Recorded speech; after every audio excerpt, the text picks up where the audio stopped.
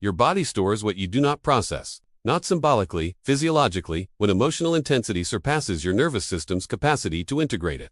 That energy remains encoded in muscle tension, in breath patterns, in autonomic posture.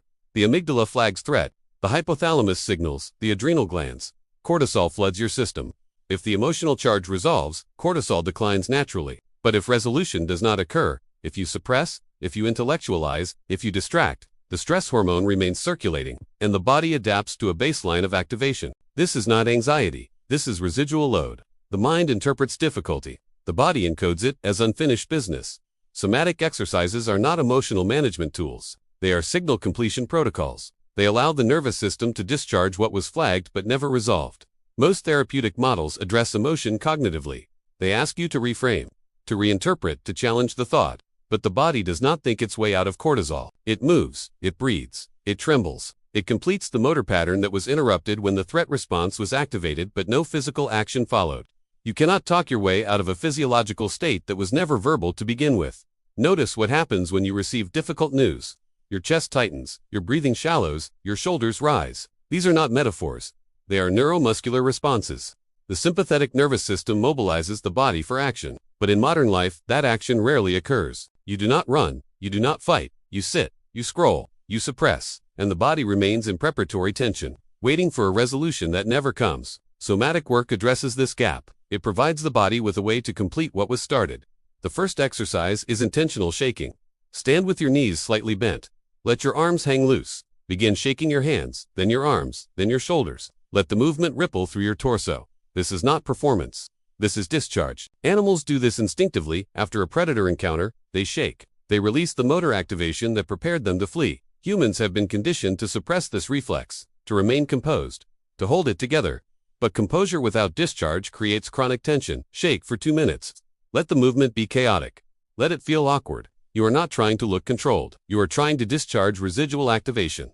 The second exercise is grounding through pressure. Lie on your back. Place one hand on your chest, the other on your abdomen. Press down firmly. This is not relaxation. This is proprioceptive anchoring.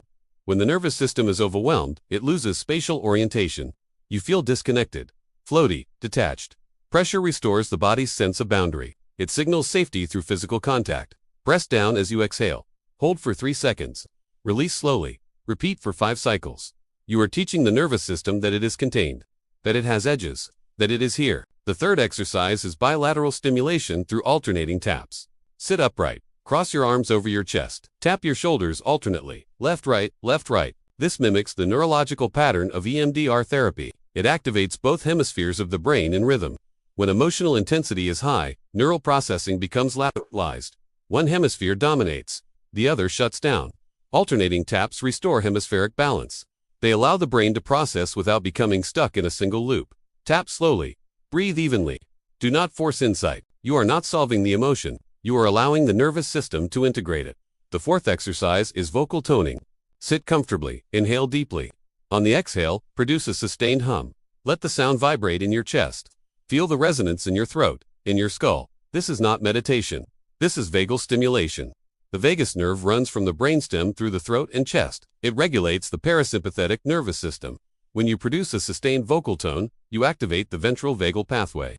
You signal safety from the inside. Hum for 30 seconds. Pause. Repeat 3 times. You are not calming yourself through thought. You are calming yourself through vibration. The fifth exercise is progressive tension release. Clench your fists as tightly as possible. Hold for 5 seconds.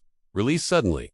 Do the same with your jaw, your shoulders, your glutes. This is not relaxation training. This is contrast conditioning. The nervous system recognizes relaxation more clearly when it follows deliberate tension. By consciously creating the tension, you give your body permission to release it. Most people carry chronic low-level tension without awareness. They cannot relax because they do not notice they are tense. This exercise makes tension explicit, and then it makes release explicit. The sixth exercise is breath pacing with extended exhale. Inhale for 4 counts, exhale for 6 counts. Do not force the breath. Let it be smooth. Let it be steady. This is not hyperventilation control. This is autonomic recalibration. When cortisol is elevated, breathing becomes shallow and rapid. The body interprets this as continued threat. By deliberately lengthening the exhale, you activate the parasympathetic brake. You signal to the brainstem that the threat has passed. Repeat for 2 minutes. You are not thinking your way into calm. You are breathing your way into it. The seventh exercise is somatic tracking of sensation without narrative. Sit quietly. Notice where you feel tension. Do not label it. Do not interpret it. Simply observe the physical sensation. Is it hot or cold? Sharp or dull? Stationary or moving? This is not mindfulness. This is interoceptive precision. Most people experience emotion as a blur, a generalized sense of distress. But emotion is not a single state. It is a collection of sensations: heartbeat, skin temperature, muscle contraction, breath depth. When you separate the sensation from the story, the intensity decreases. You are not suppressing the emotion. You are giving it form. The eighth exercise is pendulation between activation and rest. Stand and tense your entire body for 10 seconds. Then collapse forward and hang like a rag doll for 10 seconds. Repeat 5 times. This is not stretching. This is nervous system oscillation. Trauma and chronic stress lock the body in sustained activation. There is no rhythm, no fluctuation, just constant tension. Pendulation restores the natural wave of arousal and recovery. It teaches the nervous system that activation does not have to be permanent. You tense, you release, you tense, you release. You are not fighting the tension. You are teaching the body that it can move through it. The ninth exercise is butterfly hug with self-generated rhythm. Cross your arms over your chest. Tap your shoulders alternately while rocking gently side to side. This combines bilateral stimulation with self-soothing rhythm. It mimics the rocking motion caregivers use with infants. It activates the attachment system. It signals co-regulation even when you are alone. Rock for 2 minutes. Let the rhythm be slow. Let it be gentle.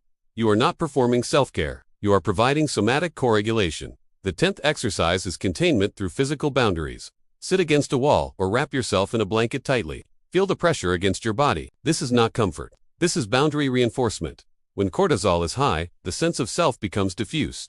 You feel exposed, vulnerable, without edges. Physical containment restores the felt sense of self. It gives the nervous system a container. Sit for 3 minutes. Breathe slowly. You are not hiding. You are re-establishing your sense of physical form.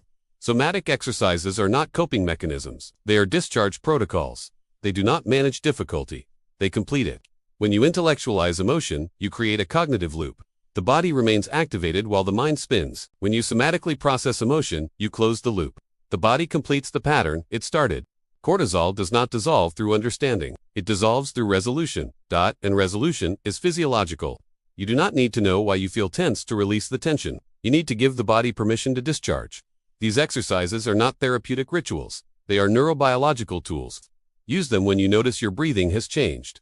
When your chest feels tight, when your thoughts begin to spiral. Do not wait for the emotion to peak. Intervene at the first physiological signal. The earlier you address the somatic activation, the less cognitive interference you will experience. Your body is not betraying you when it tenses. It is protecting you. But protection that does not resolve becomes imprisonment. Give it the movement it was denied. Give it the breath it restricted. Give it the vibration it suppressed. Let the tension be temporary. Let it pass through. You are not broken. You are loaded, and load can be released. Disclaimer: this content is for educational purposes only and does not constitute medical advice, diagnosis, or treatment. Persistent emotional distress or dysregulation should be addressed by a licensed healthcare professional. Somatic exercises are not a substitute for clinical intervention when necessary.